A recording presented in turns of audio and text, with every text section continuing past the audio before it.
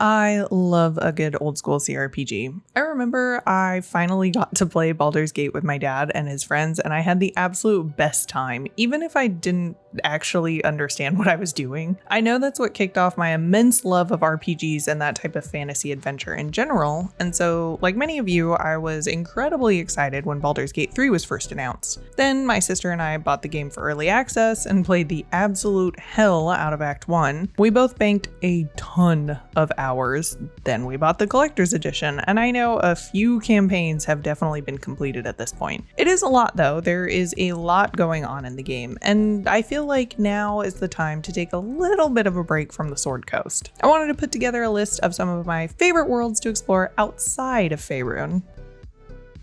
For me, the easiest leap to take from Baldur's Gate would be Pillars of Eternity. The first game is really a spiritual successor to the classic Baldur's Gate.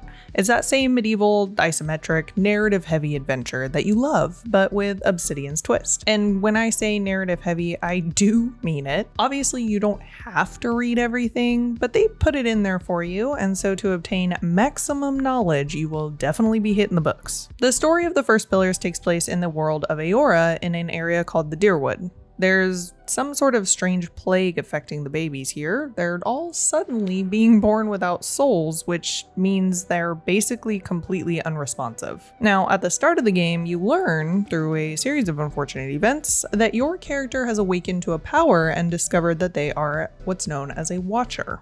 This means that you can interact with souls, so guess whose job it is to figure out exactly what's going on with all the babies. Oh, also, those new powers of yours, they'll eventually cause you to go insane, so we've also got to figure that out. Very familiar process of gameplay here. You start off with the character creation, which always takes me a hot minute. I need to make sure that I'm creating the absolute perfect adventurer, balancing their stats and making the best choices from the 11 different classes that we have to choose from here. Then you get a little backstory introduction, and as you explore and clear the fog of war, you'll find that the choices you've made in the customization section influence how the world reacts to you. There are, of course, companions to recruit, all with their own personal quests, narratives, and relationships to build upon. The game mechanics and character classes will definitely feel familiar, as they're similar to those in D&D, but they are proprietary to this game. Also, rather than earning experience through combat, you earn it based off of quest completion or resolving certain situations, so you kind of have freedom to figure out exactly how you want to do things. The second game in the series builds off the foundations that have been established in the first game and also takes you on an island adventure, so you get a change of scenery as well. And if any of you played Avowed, you will already be a little bit familiar with the races and the world of the Living Lands, so you'll understand exactly how richly detailed things can be. It took me a little bit to get into them, but now I love the Dragon Age games. The second one is definitely my favorite, but I do think Origins kind of has more of that same feel that's inspired by tabletop games. Yes, the game is in 3D and might not hit that specific vibe, but everything else about the game to me feels like it's in worthy competition for that era of CRPGs. The combat system is definitely where you're going to be able to dive into the tactics and planning and really lean into the strategy of combat. It's very satisfying to sit and issue commands, unpause, and then just watch the magic happen. There's also a good in-depth story featuring multiple conflicts because we love things with good layers, and your character will need to deal with the encroaching Darkspawn invasion alongside an absolute crisis in the Kingdom of Ferelden, which I won't spoil in case you haven't played, don't worry. And you won't be doing it alone because you obviously have your companions to join you on this journey. Yes, your choices along the story and even in your private conversations affect their opinions of you, and by extension, the relationships that you can have. I really love all the companions in this game because I think they're all really well thought out here. The writing and character development is at an all-time high in this one, and I just kind of enjoy the full layout of this game. Yes, mechanically it's definitely a little clunky, especially compared to later installments in the series, but the writing and the emotion is really where this game shines, and it'll always have a special place in my heart, even with the absolute agony of the deep roads.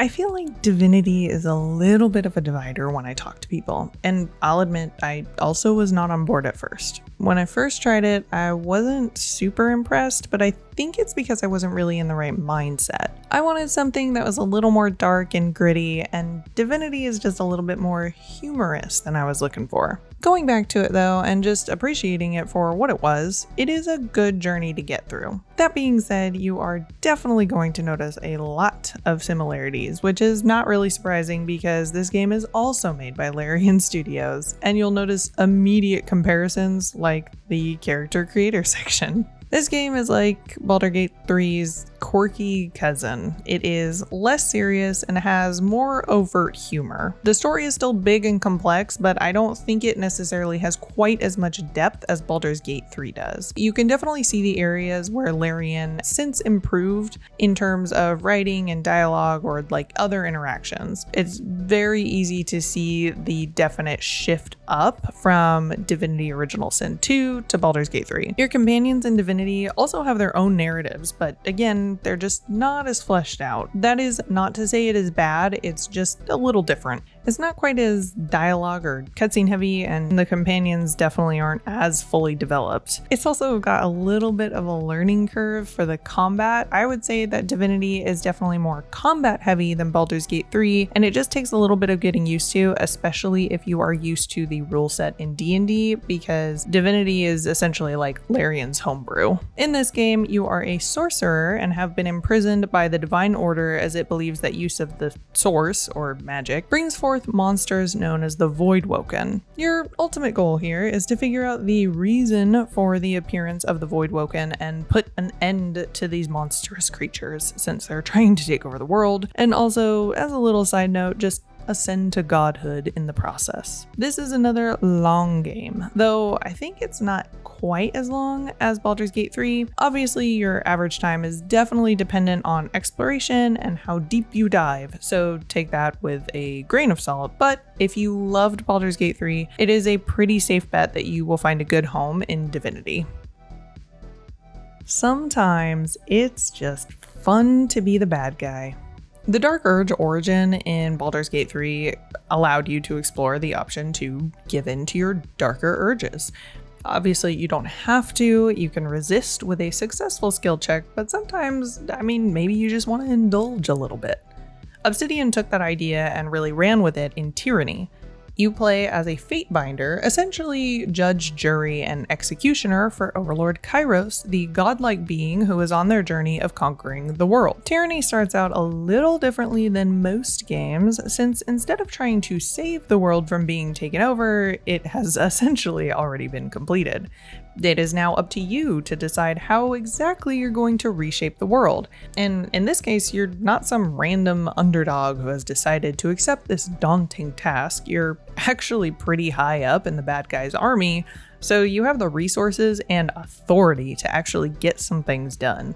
Your decisions have vast consequences rather than little ripple effects, and it is endlessly fun to experiment and see how things will shake out depending on how exactly you're choosing to enforce order and for exactly what purpose. Similar in look and feel to Pillars of Eternity, I think this game is another really great example of Obsidian's creativity and originality when they're given the freedom to just create their own worlds. There's a lot of very rich lore, political intrigue, and the world is full of moral ambiguity. You're never really sure of a character's intentions, and that's part of what makes the story so interesting.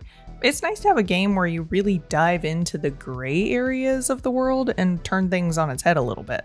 Now, going into it, you should know it's a little aged at this point. The UI feels a little clunky, and it can be a little slow because, like Pillars, it's incredibly narrative heavy, but I personally like that. That aside, I do think it is a stellar entry into the world of RPGs, and I feel like this game kind of flew under the radar a little bit, but it definitely deserves more attention than it got. I have just restarted playing these actually, and while this is obviously not a direct comparison, I do think that Mass Effect is an excellent choice if you want a story-rich world where your choices have influence over things around you. Things improved quite a bit in the later installments. The combat definitely got better, but this is one of my all-time favorite games. I feel like the world has so many different layers and details, and I love the companions in this game. Big shout out to Garrus here. And the story is a great sci-fi epic told across 3 games. If you want something outside of the traditional high fantasy setting, but you want the aspects of an RPG, Mass Effect is your answer. This is the only game where I don't actually use the character creator to customize like how I look. I change my class every now and then, and maybe my origin story just to freshen things up a little bit, but I always play as Jane Shepard. You definitely can though, so please feel free to design your Shepard as you see fit. I would recommend playing the Legendary Edition over the original because they've just really tightened things up, and it is a lovely overhaul for the game that makes it a lot more enjoyable running through. In Mass Effect, which takes place in the year 2183, I believe, Commander Shepard is tasked with retrieving a Prothean artifact that was discovered by a human colony. After attack is repelled and a betrayal is revealed, the beacon is activated, and Shepard receives a nightmarish vision of war and death. You discover just a little bit later that the vision has revealed the return of the Reapers, a highly advanced machine race that returns every 50,000 years to just wipe out organic civilizations and start over. Now, you may be shocked, but we don't actually want this to happen, and so now we have to figure out a way to stop them. I don't want to give a lot away because I do really enjoy this story, and I think everyone should play these at least once, or maybe twice, and it's a fantastic narrative with lots of character depth, genuine emotion, and a lot of political nuance. Okay, so I know I said I was stepping outside of Faerun, but I am taking it back to a classic. Baldur's Gate 2 is an insanely great experience. Again, this is an option here, but I would recommend playing the Enhanced Edition because it makes things a lot smoother on modern machines. I will say that going from Baldur's Gate 3 back down to 2 might require a little bit of a learning curve as it's tied to 2nd edition AD&D, and that seems a little intimidating at first. I do think that it just really boils down to understanding Thaco and armor class. I firmly believe that if I try to explain this, I will end up confusing you because I'm just not that good at explaining things, so please search elsewhere. I do think this is one of the best narrative RPG adventures of all time. I don't really remember doing a bad quest or feeling like I was working on random filler quests. It all felt like it had a purpose, and I think that just the whole game feels balanced. I enjoy the combat, the story, the environment, even the little things like inventory management.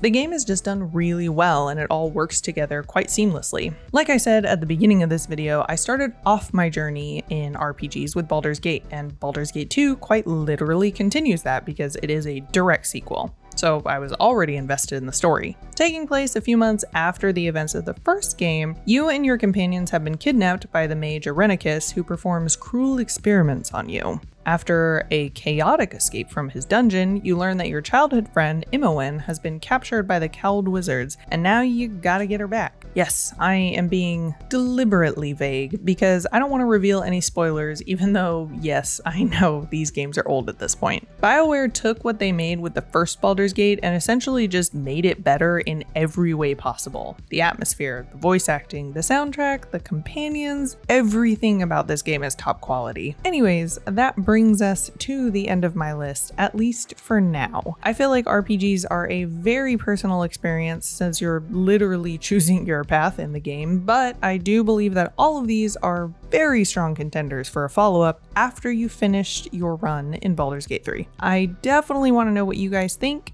what you've played, and based off this list, what any other recommendations you have. As always, thank you so much for watching, and I will see you all in the next video.